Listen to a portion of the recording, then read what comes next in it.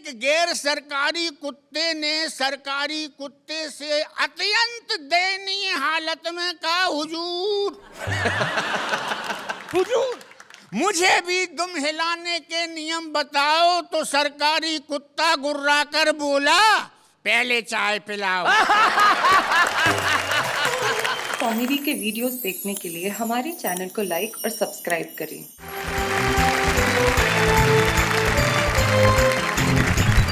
तो हमारे साथ श्री प्रदीप चौबे हैं, गुरु सक्सेना है और हैं और थे के बीच की अवस्था के विश्वेश्वर जी हैं। ये हैं और थे के बीच की अवस्था इसलिए क्योंकि पंडित जी हमेशा अपनी मस्ती में रहते हैं। जहां है वहां नहीं है, जहां नहीं है वहां सदैव है, और जहां है वहां इस तरह से है कि वहां से अगर चले भी जाते हैं तो लोगों को हमेशा याद रहते हैं कि कैसे थे।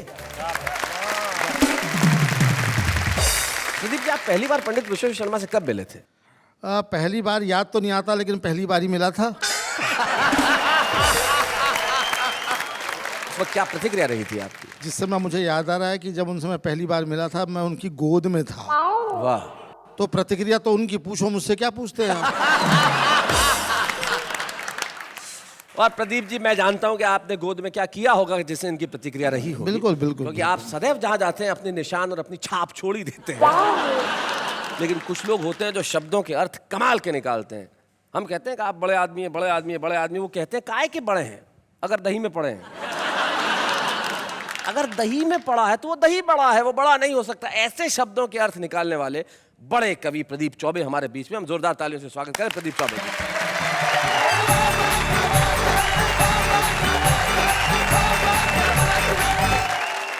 ये बहुत बढ़िया बात इन्होंने कही मेरे बारे में, मेरे सम्मान में, कि मैं शब्द से अर्थ निकालता हूँ, शब्दों से अर्थ निकाल लेता हूँ, अलग अलग अर्थ निकाल लेता हूँ। ऐसा करने की ज़रूरत पड़ती नहीं है। जब माइक पे खड़े होते हैं तो फिर हम ही सबसे बड़े होते हैं। हास्य रस के कवि के पास में कॉन्फिडेंस के अलावा और कुछ नहीं होता है जी। उर्दू का एक शायर मरने के बाद में दोज़ख में गया। दोज़ख समझते ना आप लोग? जी, नरक में गया। तो उर्दू का एक मज़हिया शायर मरने के बाद में दोज़ख में गया। तो यमराज को लग रहा था कि ये घबरा जाएगा, यहाँ सीन देख के, भयानक सीन होते हैं दोज़ख में तो। हाँ। लेकिन हास्य रस का वो शायर न घबराया, मज़हिया शायर, बल्कि जोर जोर से ठाके लगाने लगा। अच्छा। तो यमराज ने पूछा, हंस क्यों रहा है? तो उसने कॉन्फिडेंस से कहा कि हमने किया गुनाह तो दोज़ख हमें मिली। हाँ। हमने किया गुनाह तो दोज़ख हमें मिली। दोज़ख का क्या गुनाह था, दोज़ख को हम मिले। मैं बताता हूँ आपको आज क्या ज़माना बदल गया। आज की एजुकेशन, आज के बच्चे कितने शार्प हैं। किसी ज़माने में बच्चे भोले भाले होते थे, आजकल केवल भाले होते हैं। क्योंकि टेक्नोलॉजी आ गई है, कंप्यूटर आ गया है, बच्चे कंप्यूटराइज पैदा हो रहे हैं। एक मास्टर ने बड़ा भोंडा सवाल बच्चे से पूछा कि 100 चूहे खा के बिल्ली हज को चली। ये तो कहावत है, लेकिन उसने हज को गायब कर दिया। अच्छा। और कहा कि खाली स्थान भरो। 100 चूहे खा के बिल्ली चली, बोलो। तो बच्चे ने जवाब दिया कि 100 चूहे खा के बिल्ली टेढ़ी मेढ़ी चली। तो मास्टर ने चांटा दिया, अबे हज को चलिए बोलना था। बोले साहब रहने दो, 100 चूहे खा के बिल्ली अपनी जगह से हिल नहीं सकती, हज को तो क्या जाएगी। और वो तो मास्टर साहब आपका सम्मान रखने के लिए मैंने थोड़ा बहुत चलवा भी दिया। बहुत अच्छे। एक और मास्टर ने बच्चे से पूछा कि बेटा बड़े होके क्या करोगे? बच्चा बोला शादी करूंगा। मास्टर बोला वो तो मैं समझ गया, मैं तो ये पूछ रहा हूँ कि क्या बनोगे? बोले दूल्हा बनूंगा। अरे बोले यार क्या हासिल करोगे वो बता।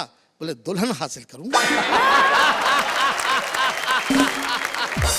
एक और मास्टर ने बच्चे से पूछा, बता बेटा माँ और बाप में क्या फर्क होता है? बच्चा बोला सर माँ कहने से मुंह खुल जाता है, बाप कहने से बंद हो जाता है। वाह वाह वाह वाह वाह। बच्चा कहना चाहता है कि माँ के सामने हिम्मत लौट आती है, बाप के सामने हवा बंद हो जाती है। क्या बात, वाह वाह वाह।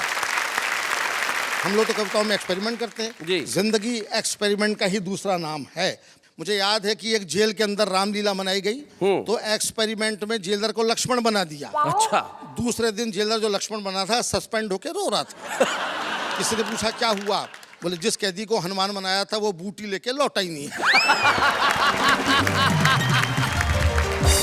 आपको जो श्राद्ध पे खाने के लिए बुलाया था ठाकुर साहब ने, वो क्या हुआ था?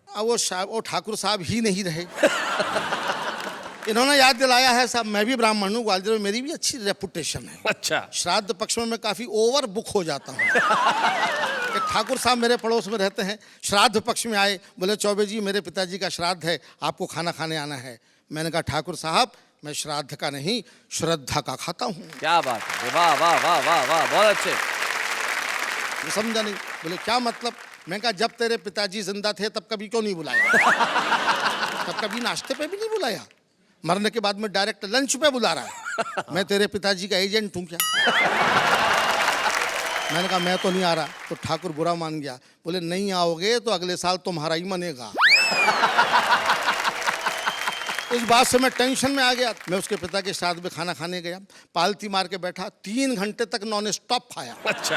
ठाकुर भी मेरी क्षमता देख करके ऊब गया, बोला बीच में पानी तो पी लो। मैंने भी कह दिया बीच आने तो दे। ठाकुर ऐसा भागा फिर नहीं दिखा।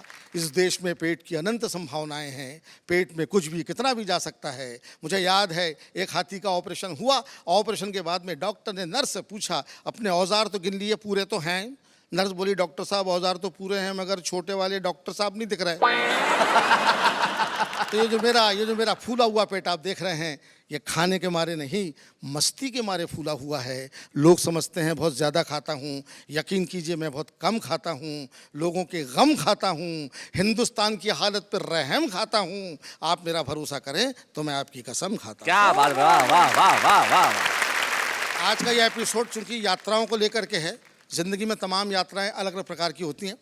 एक यात्रा मैं भी आपको एक यात्रा पे ले चलता हूँ, एक अनोखी यात्रा पे। ओहो।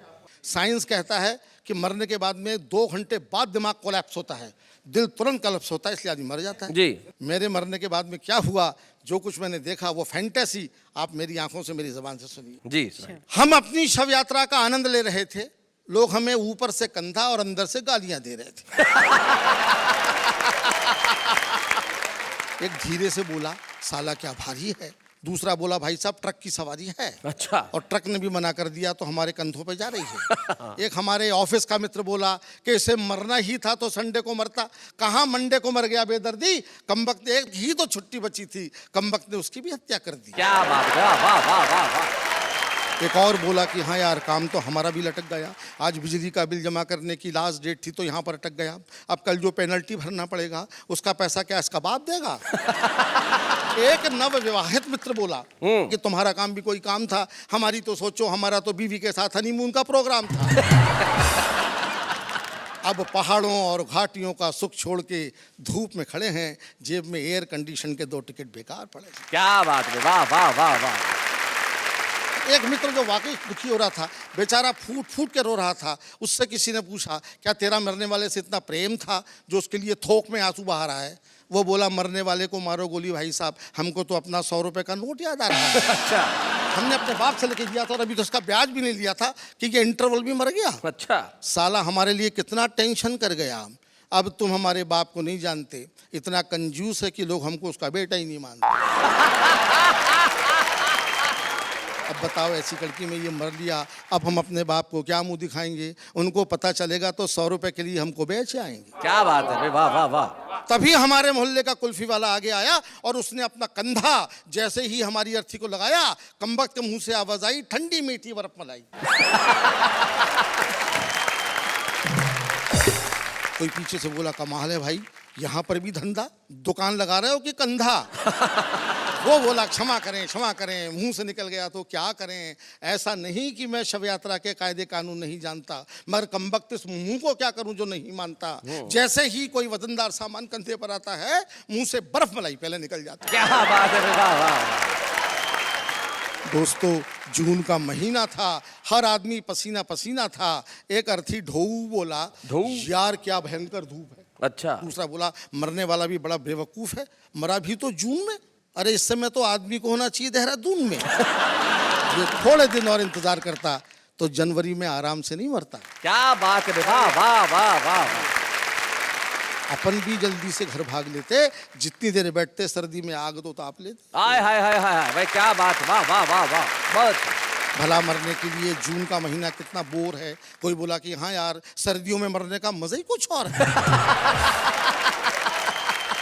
तभी पीछे से आवाज़ आई, अच्छा बड़े भाई आप तो जनवरी में ही मरेंगे। वे बोले नहीं, हम फरवरी में प्रस्थान करेंगे। अच्छा। जनवरी में हमारा इंक्रीमेंट आता है।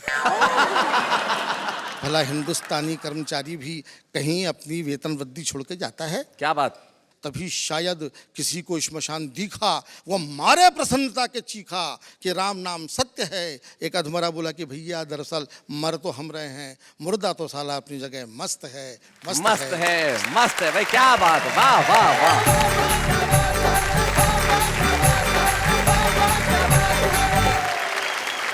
मित्रों, प्रदीप चौबे उस कवि का नाम है जो आपको हंसाते हंसाते कहीं करुणा के दरवाजे तक पहुंच जाते हैं। इस कविता में जो व्यंग्य था, सचमुच मुर्दा तो अपनी जगह मस्त है, आदमी दुनिया से चला जाता है, लेकिन उसके पीछे की जो स्थितियां होती है, तब एक शायर का शेर मुझे याद आता है। वो कहते हैं कि दीवार क्या गिरी मेरे कच्चे मकान की, लोगों ने मेरे सहन से रास्ते बना लिए। किसी का मकान गिर जाता है लेकिन लोग रास्ते बना लेते हैं। और शव यात्रा से हाथ से निकालना वैसे होता है, निकल जाता है। मुझे याद है हमारे मोहल्ले में एक कोई मर गया तो जलाने के लिए कई लोग चले गए, तो एक 90 साल के बूढ़े बाबा भी चले गए पंडित जी। तो जैसे ही वो गए तो जलाने वाले ने पूछा कि बाबा आपकी क्या उम्र है? बोले 90 साल। बोले अब घर जाके क्या करोगे? जाओगे आओगे टाइम वेस्ट करोगे। मतलब पॉजिटिव थिंकिंग है, लोग निकाल लेते हैं। और हमारी जो युवा पीढ़ी बैठी है, आपने देखा होगा, ये बाइक वाइक चलाते हैं तो आजकल देखो कट मार के निकल जाते हैं खट से। ऐसा तो एक शव यात्रा जा रही थी, सबसे आगे कोई था प्रदीप जी वैसे ही दुखी, 3 किलोमीटर तक किसी ने कंधा चेंज नहीं किया था, तो एक ऐसे युवा कट मार के निकल गया मोटरसाइकिल से। वो इतना दुखी था कि उसने कहा कि ए भाई इससे भी आगे चला जाएगा क्या? शैलेश जी, यहाँ सुंदर यात्रा की बात चल ही रही है तो मैं एक जवाब दूं? जवाब दूं मतलब? सवाल किसने पूछा है? नहीं, सवाल भी मैं ही पूछूंगी। तो फिर मुझसे पूछने की क्या जरूरत है, पूछो और दो। हाँ, मेरा सवाल ये है कि सबसे ज्यादा धार्मिक व्यक्ति कौन है? तुमने अपना सवाल खुद सुन लिया तो अब खुद ही जवाब दो। सबसे ज्यादा धार्मिक इंसान according to me bus conductor है। क्यों? क्योंकि पूरे दिन घंटी बजाता रहता है ना। टिंग टिंग टिंग टिंग। Thank you. बस से मुझे याद आया, एक बस ड्राइवर से पूछा बस में कितने देर रहते हो? बोले 24 घंटे बस में रहता हूँ। बोले कैसे? बोले 12 घंटे इस बस में रहता हूँ, 12 घंटे बीवी के बस में रहता हूँ। लेकिन हमारे गुरु सक्सेना जी पे किसी का बस चलता नहीं है, बड़ी मुश्किल से मिलते हैं वो, लेकिन जब मिल जाते हैं तो बड़ा कमाल करते हैं। इन्होंने जीवन भर ये 2 नाम रखे, गुरु सक्सेना उर्फ सांड नरसिंहपुरी। सांड नरसिंहपुरी का हास्य देश के कवि सम्मेलनों में छाया, लेकिन गुरु सक्सेना की कविताएं देश के जहन में बसी। आइए मिलते हैं श्री गुरु सक्सेना से।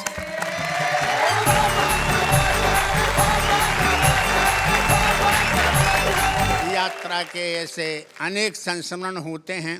एक बस यात्रा के बारे में जी। बता रहा हूं कि बस में सफर करते हुए एक आधेड़ महिला ने अपने सामने एक खूबसूरत नौजवान देखकर अच्छा, पर्स से निकाल कर फटाफट होठों पर लिपस्टिक लगाई। हम समझ गए कि बसंत ऋतु आई। कार्यक्रम तो हम पहले से भी करते रहे, लेकिन उस समय स्थिति ये थी कि मैंने जब पत्नी को घूरा प्रारंभ में तो वो क्या बोली कि शक से ना देखो मुझे। अच्छा, शक से ना देखो मुझे। सक्सेना। अरे वाह वाह वाह, सही, क्या बात है। शक से ना देखो मुझे, वैसे मैं निभाया है तो ऐसे मैं निभाऊंगी। लेकिन जब इतनी लंबी यात्रा 45 साल की गुजरी, अब क्या हुआ? अब क्या हुआ? हर बार जैसे लौट कर घर आते रहे, इस बार वैसा कोई भाव ना दिखाए हो। हाँ। पत्नी का भाव देखिएगा। जी, ये जी। यात्रा, खाना खाने को कहा तो बोले मुझे भूख नहीं, रास्ते में पता नहीं क्या विशेष खाए। एक मनोविज्ञान देखिएगा कि हर बार जैसे घर लौट कर, हर बार जब लौटते थे जैसे बतियाते रहे, ना तो मुझे देखा और ना ही बतियाए हो। लगता है प्राणनाथ इस बार यात्रा में जीवन का सफर सुहाना करे आए हो। बहुत अच्छे। बहुत बढ़िया मैं दो अपने ढंग से वाक्य बताता हूं, जी। सरकारी और गैर सरकारी। सरकारी क्या सरकारी जी। एक गैर सरकारी कुत्ते ने सरकारी कुत्ते से अत्यंत दयनीय हालत में कहा, हुजूर हुजूर मुझे भी दुम हिलाने के नियम बताओ। तो सरकारी कुत्ता गुर्रा कर बोला, पहले चाय पिलाओ। विशेष छंद पढ़ रहा हूं। स्वागत। भगवान से मैंने क्या मांगा? अच्छा, भगवान से आप मांग रहे हैं जी। मच्छर भले ही खून चूसे कोई बात नहीं, पर खजमलों से रक्त ना चुसाना परमात्मा। वाह वाह वाह। खजमल न माने तो न माने, खून पीने देना। हाँ। पर तन में ना जोंक चिपकाना परमात्मा। जोंक भी ना माने तो ना माने, खून पीने देना। पर काले सांप से ना कटवाना परमात्मा। क्या बात। और सांप से भी ना बचा सके तो ना बचाना मुझे, पर सदा भ्रष्ट नेता से बचाना परमात्मा। क्या बात रे, वाह वाह वाह वाह। बहुत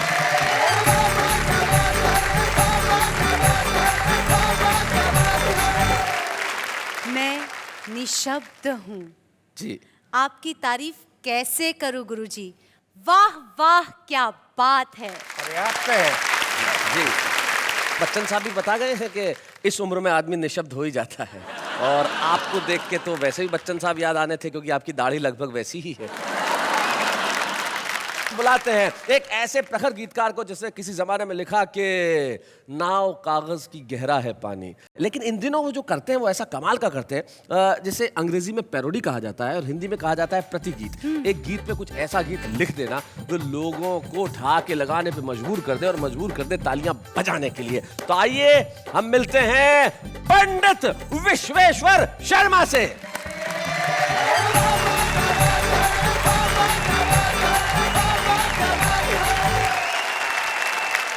ये जो धोती है और कुर्ता और आप देख रहे हो हिंदुस्तानी ड्रेस, और ये जो इस तरफ देख रहे हो आप अंग्रेजी ड्रेस, मामला बिल्कुल उल्टा है। ये सब हिंदी वाले हैं, मैं अंग्रेजी वाला हूँ। Why this Kolaveri Kolaveri Kolaveri ji, Why this Kolaveri Kolaveri Kolaveri ji. We are giving, they are taking, both are corrupt. And thus corruption going on in the country straight. What can public do? What can public do? Why this Kolavari, Kolavari, Kolavari? All the leaders, all ministers, all the bureaucrats, Yes. all officers, all the clerks, all the peons, Yo. all are money minded. Hi hi. All are money minded. This is the democracy. हाय हाय हाय हाय, क्या बात है। This is the democracy. Why this Kolavari, Kolavari, Kolavari? Dude, that was superb. आपने प्रसिद्ध गीतों पे तो प्रतिगीत बहुत लिखे, लेकिन आपका स्वयं का एक हास्य गीत जो बड़ा मशहूर हुआ था, सिंघाड़ा, हमारे नई पीढ़ी को पता भी तो चले कि उस जमाने में हास्य गीत कैसे लिखे जाते थे। एक Please, जरा please, please. सुना दीजिए। रामचंद्र ने रावण मारा, कृष्णचंद्र ने कंस पछाड़ा, तो जो खाए बन जाए पाड़ा, घर में खुले अखाड़ा, लो सिंघाड़ा, ले लो सिंघाड़ा, ले लो सिंघाड़ा। अंधी घोड़ी लाल लगाम, उस पर बैठे नथुराम। जहाँ जहाँ भी जाए सवारी जनता झुक झुक करे सलाम। सब है किस्मत की सत्ता, बिल्ली को मक्खन मिलता, संत महंता पैदल फिरते, कार चढ़े इंग्लिश कुत्ता। हाय हाय हाय हाय, भाई क्या बात है। ए, कर ले मिस्टर एमए पास, फिर काटेंगे दिन भर घास। आस पास जो नहीं मिले तो दूर दूर तक करें तलाश। क्या कहता है अपना हाल, ये जीवन है रोटी दाल। रोज बजाती है आजादी, फूटा हुआ नगाड़ा लो। भाई क्या बात है, वाह वाह वाह वाह वाह।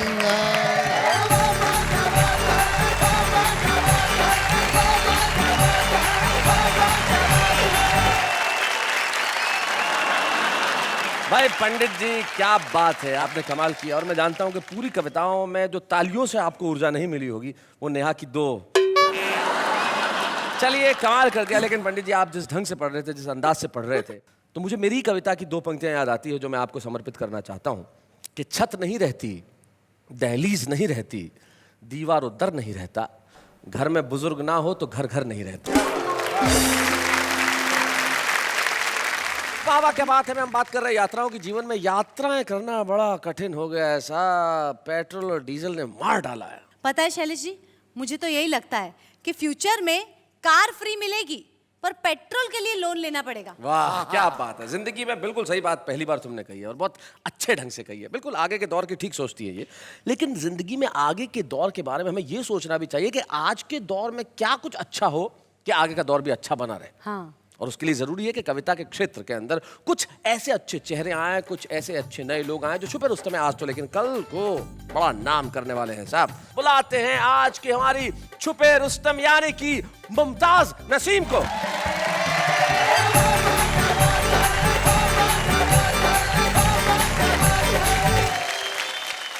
चार मिसरे पढ़ना चाहती हूँ, आप लोगों का भी ध्यान चाहती हूँ जी। घर से निकली तो थी, मैंने सोचा न था। घर से निकली तो थी, मैंने सोचा न था। इतनी मुश्किल मुलाकात हो जाएगी, इतनी मुश्किल मुलाकात हो जाएगी। क्या खबर थी कि मौसम बदल जाएगा, क्या खबर थी कि मौसम बदल जाएगा और रास्ते में बरसात हो जाएगी, और रास्ते में बरसात हो जाएगी। चार मिसरे और पढ़ती हूँ जी। दोनों रोते रहें ऐसा रुख मोड़ दो, दोनों रोते रहें ऐसा रुख मोड़ दो। इसकी मर्जी है दोनों का दिल तोड़ दो, इसकी मर्जी है दोनों का दिल तोड़ दो। ये ज़माना तो बस चाहता है यही, ये ज़माना तो बस चाहता है यही। मैं तुम्हें छोड़ दूं, तुम मुझे छोड़ दो। क्या बात है, वाह वाह। मैं तुम्हें छोड़ दूं, तुम मुझे छोड़ दो। और मैं चाहती हूँ कि एक गज़ल का मतला और एक शेर जो मुझे बेहद पसंद भी है और मेरी मशहूर गज़ल है, सुनाओ मुमताज। तुझे कैसे इल्म न हो सका, बड़ी दूर तक ये खबर गई। तुझे कैसे इल्म न हो सका, क्या बात? बड़ी दूर तक ये खबर गई कि तेरे ही शहर की शायरा तेरे इंतजार में मर गई। आए हाय, भाई क्या बात है, वाह वाह वाह वाह। शहर की शायरा तेरे इंतजार में मर गई। इसमें शेर है, कोई बात थी, कोई था सबब जो मैं वादा करके मुकर गई। क्या बात? तेरे प्यार पर तो यकीन था मैं खुद अपने आप से डर गई। क्या बात है भाई, वाह वाह वाह वाह वाह, भाई बहुत अच्छे। पर तो यकीन था। मैं हाजिर करती हूँ एक गीत के कुछ बंद। मैं हूँ पतंग तेरी, तू है मेरी डोर, तू है मेरी डोर, मर्जी तेरी तू मुझे ले जा जिस ओर। मैं हूँ पतंग, मैं हूँ पतंग तेरी, तू है मेरी डोर, तू है मेरी डोर, मर्जी तेरी तू मुझे ले जा जिस ओर। मैं हूँ पतंग, पिया तेरे हाथों में है मेरी तकदीर, पिया तेरे हाथों में है मेरी तकदीर, तू ही मेरे ख्वाबों की है हंसी ताबीर।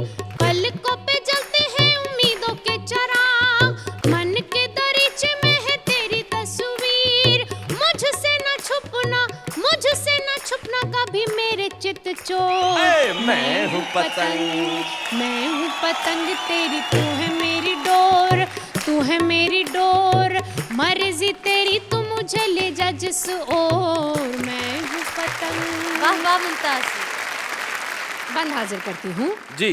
दिल ये काहे फूलों की कतारों में चलूं, वाह।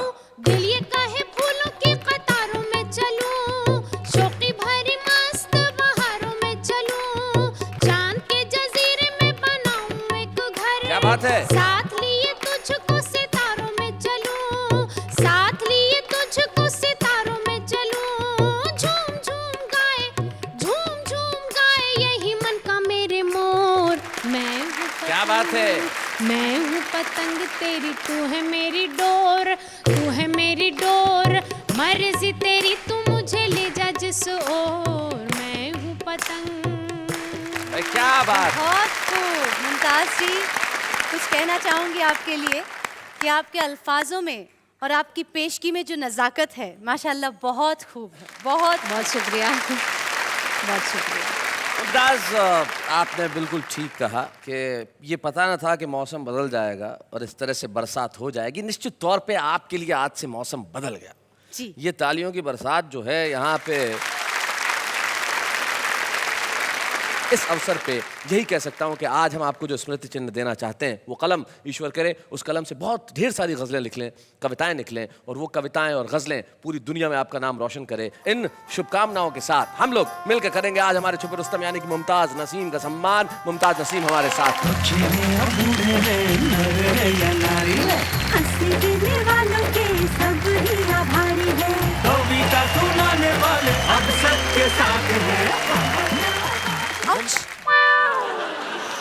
क्या हो रहा है?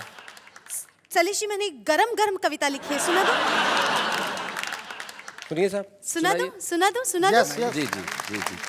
अर्ज किया है, गाड़ी बुला रही है, सीटी बजा रही है, मुझे जल्दी घर जाने दो दोस्तों, मेरी मम्मी बुला रही है। क्या बात है भाई, क्या कविता लिखी। आप तीनों के चेहरे पे जो आश्चर्य के भाव हैं वो कमाल के हैं कविता सुन के। तुम्हारी जगह तो कहीं और है नेहा, यहाँ नहीं, तुम्हें कहीं और होना चाहिए। You mean to say मैं वहाँ उनके साथ जाके बैठ सकती हूँ? उनके साथ बैठोगी तो लौट नहीं पाओगी। तुम्हें वहाँ नहीं होना चाहिए, तुम्हें वहाँ होना चाहिए, वहाँ। महंगाई ने इस तरह कमर तोड़ी, गाड़ी तो है पेट्रोल नहीं है, मोबाइल तो है बैलेंस नहीं है, क्या करूँ यारो, घर तो है घरवाली नहीं है। पत्ते हिलते नहीं हवा हिलाती है, पत्ते हिलते नहीं हवा हिलाती है, लड़के बिगड़ते नहीं लड़कियां बिगाड़ती है।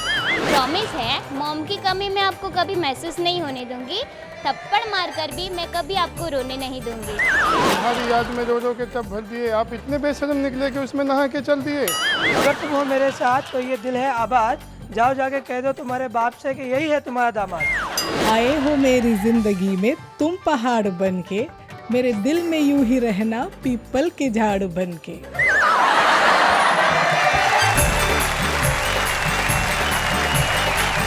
अब तुम्हें पता चला कि तुम्हें वहाँ क्यों होना चाहिए?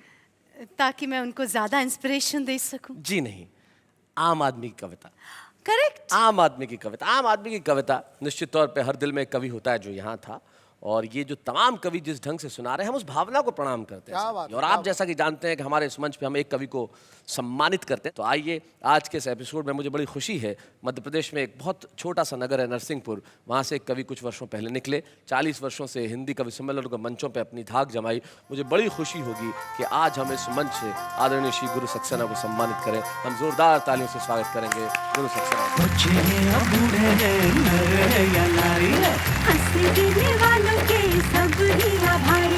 कविता सुनाने वाले अब सबके साथ हैं। गुरु सक्सेना जी, हमें बड़ी खुशी है कि हम आपको आज इस मंच पे सम्मानित कर रहे हैं, और ये और खुशी की बात है कि गुरु जी के पुत्र विवेक सक्सेना यहाँ उपस्थित हैं। विवेक, आप यहाँ आए और हमें ज्वाइन करें स्टेज पे। विवेक, स्वागत है आपका। बहुत बहुत धन्यवाद सर। कैसा लग रहा है आपको? आपके पिताजी का सम्मान हुआ है। ये सिर्फ मेरे पिताजी का सम्मान नहीं, वरन हिंदी कविता का सम्मान है, इसलिए मुझे बेहतर क्या लगा। बात है, वाह वाह वाह। आपको आपके पिता ने शायद कविता घुट्टी में पिलाई होगी, ऐसा हुआ कि आपको भी कविता लिखने की प्रेरणा मिली? जी, मुझे पता है कि मेरे दादाजी भी कवि थे, अच्छा। पिताजी भी कवि हैं, और इत्तेफाक से मैं भी कवि हो गया। हो क्योंकि हमारे पास धन तो था नहीं, सिर्फ शब्द थे, तो वही विरासत में मिले। आपके पिता ने कवि सम्मेलन की यात्रा में जीवन में बहुत सारी चीजें हुई होंगी, कोई ऐसा संस्मरण याद आता है जो कुछ आपके दिल में हमेशा रहा हो, जो जुड़ा हुआ है? मैं ये कह सकता हूँ कि मेरे बहुत अच्छे मित्र अगर कोई हैं तो वो मेरे पिताजी हैं। क्या बात है। और दूसरी बात यह है कि मैंने जन्म से लेकर आज तक हम दोनों ने एक ही थाली में खाना खाया। अरे क्या बात है, वाह वाह वाह। एक पिता का बेटे के प्रति कितना लगाव है, ये बात मुझे उस समय समझ में आई जब पिताजी एक कार्यक्रम में बाहर गए, और मैं उस समय बहुत बीमार था, और पिताजी को कार्यक्रम का संचालन करना था। उस समय मोबाइल फ़ोन हुआ नहीं करते थे, तो इन्होंने कहा कि यार मेरा बेटा बीमार है और मैं इस कार्यक्रम का मैं हाथ से पढ़ने की स्थिति में भी नहीं हूँ, मैं तो सिर्फ आ गया चूँकि मैंने स्वीकृति दी थी। तो वहाँ पे एक मंत्री थे, उन्होंने कहा कि आप चिंता नहीं करिए, आपको मैं इसी मंच से बात कराऊंगा, और उन्होंने टेलीफोन लाइन खींचकर उस समय मुझसे बात करे। और इन्होंने जब मुझसे पूछा कि तुम ठीक हो, मैंने कहा मैं ठीक हूँ, आप बहुत अच्छा कार्यक्रम करिए और लौट कर आइए। तो उन्होंने उदास मन से अच्छे से कहा कि हाँ हम बहुत अच्छा करेंगे, और वो कार्यक्रम सुपर हिट करके लौट के आए। उस समय मुझे लगा कि मेरे एक शब्द ने इन्हें ऊर्जा दी है, तो मेरा इनके जीवन में कितना अस्तित्व है। क्या बात है, वाह वाह वाह। ये होती है कविता के प्रति समर्पण की भावना। घर में बेटा बीमार है, लेकिन लोगों को हंसाना आवश्यक है, कविता सुनाना आवश्यक है। जैसा कि विवेक ने कहा कि इन्हें विरासत में धन नहीं मिला, शब्द मिले हैं। तब एक प्रसिद्ध कवि की 4 पंक्तियां मुझे जाते जाते याद आती है। वो कहते हैं कि रंज इसका नहीं कि हम टूटे, रंज इसका नहीं कि हम टूटे, ये तो अच्छा हुआ कि भरम टूटे, तुझ पे मरते हैं जिंदगी अब भी, झूठ लिखे तो ये कलम टूटे। क्या बात। इसलिए झूठ कभी कहा नहीं जाएगा, हमेशा सच कहा जाएगा, और हंसी की बरसात होगी अगले शनिवार आपके घरों में ठीक रात 10 बजे। आप हम मिलके कहेंगे वाह वाह क्या बात है।